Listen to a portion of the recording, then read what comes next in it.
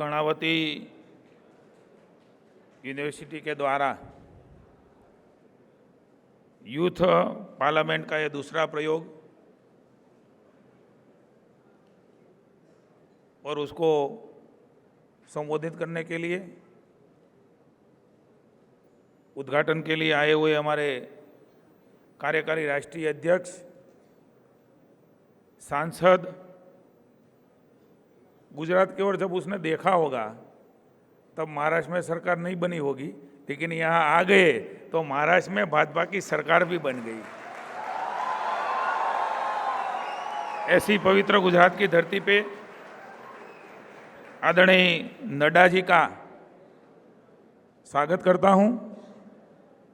आज के समारोह के अध्यक्ष भी हैं हमारे लोकप्रिय मुख्यमंत्री आदरणीय विजय भाई, BAPS संस्थान के हमारे परम पूज्य वंदनीय संत श्री ब्रह्मविहारी स्वामी जी, माननीय गृह मंत्री Pradeep Singh ji, KC Patel, British deputy high commissioner, यहाँ के सब डायरेक्टर कमल किशोर जी, विनोद जी, अनिल अग्रवाल जी, युवा मोर्चा के मेरे साथी प्रदेश के अध्यक्ष, और उसी की वजह से हमको आपसे मिलने का, बात करने का मौका मिला।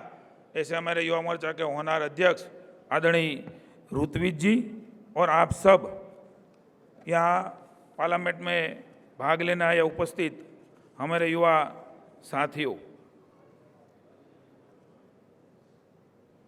पिछले साल भी यूथ पार्लियामेंट में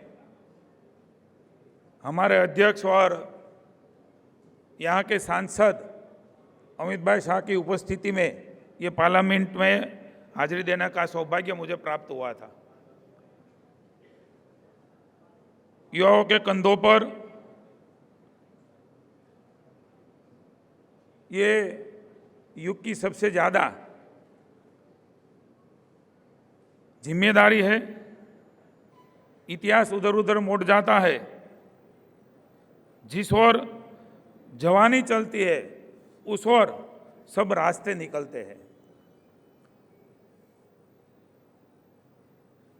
सब अलग अलग राज्य से आए हुए सब प्रतिनिधि नरेंद्र भाई और अमित भाई की धरती पे, गांधी और सरदार की धरती पे मैं आपका अभिनंदन करता हूं। पूरे देश में नरेंद्र भाई के नेतृत्व में युवाओं का विश्वास जिस तरह से बढ़ा है, न्यू इंडिया ये फोकस लेके नरेंद्र भाई पूरे देश को आगे बढ़ा रहे हैं। मुझको खुशी है कि जो पार्लियामेंट के चुनाव 2019 में हुए उसमें युवाओं ने देश बनाने के लिए मत दिया है, देश बनाने के लिए वोट दिए हैं। हमारा देश कैसा हो, हमारे देश की नींव कैसी रखी जाए, उसके लिए 2019 में जो सबसे दुनिया में युवा देश वो भारत देश है। युवाओं ने बढ़ चढ़ के लोकशाही के ये पर्व में हिस्सा लिया है। ये हुआ, ये नहीं हुआ, एक नकारात्मकता जिस तरह से पूरे देश में फैलाने की कोशिश हो रही है, उसमें एक सूर्य हमको दिखता है, वो नरेंद्र भाई मोदी के रूप में दिखता है।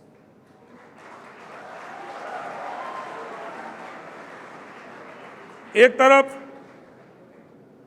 युवाओं का विश्वास तोड़ने का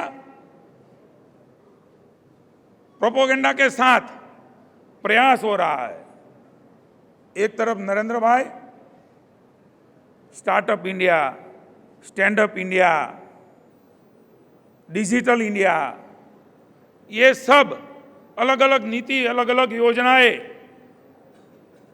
युवाओं के लिए रख रहे हैं। मैं मानता हूं कि हमारा सौभाग्य है कि नरेंद्र भाई के नेतृत्व में ये देश पूरी दुनिया में एक शक्ति की तरह उभर के आया है। जब युवा आगे आते हैं, युवा लीड लेते हैं, तो जिस तरह से हमारी इकोनॉमी तेजी से दुनिया में आगे बढ़ रही है, जो स्टैटिस्टिक बता रहे हैं, उसका युवाओं में नरेंद्र भाई ने एक बहुत बड़ा मुकाम 5 ट्रिलियन इकोनॉमी का रखा है। मैं मानता हूं यूएसए हो, अन्य देश हो, सबसे ज्यादा युवा वहां अपना कौशल्य दिखा रहा है।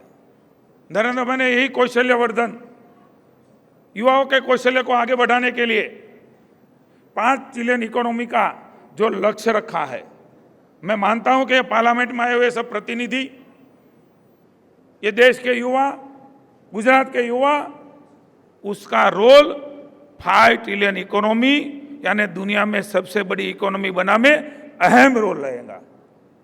यहां से कई सारी बातें आपके समक्ष रखी जाएंगी, वार्तालाप होगा।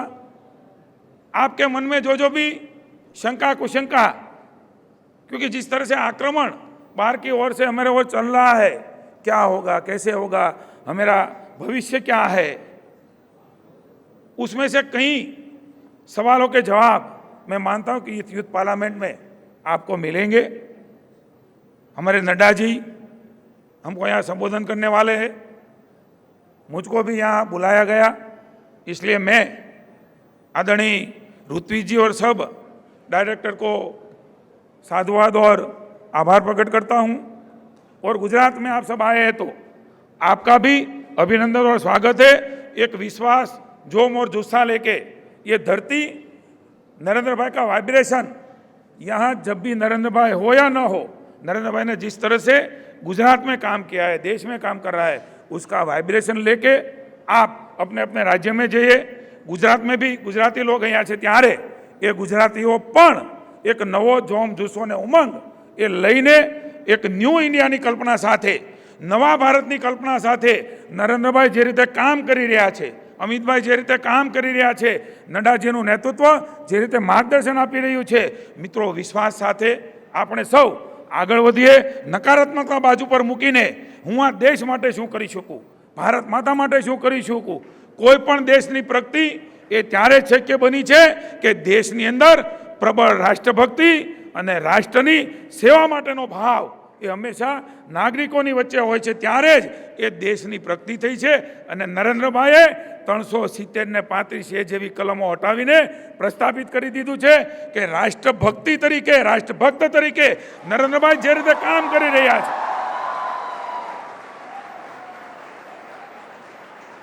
એક સપનું ભગવાન રામ લલ્લાનું અયોધ્યામાં મંદિર બને, ભારત વર્ષનું સપનું એ ન્યાયાલયે આપણને એ ન્યાય કરીને જે પ્રકારે એ ન્યાય આપ્યો છે, અને દેશે ખાસ કરીને યુવાનોને કહું છું, દેશના યુવાનોએ જે પ્રકારે સ્વીકાર્યો છે ને, હું લાખ લાખ વંદન કરું છું।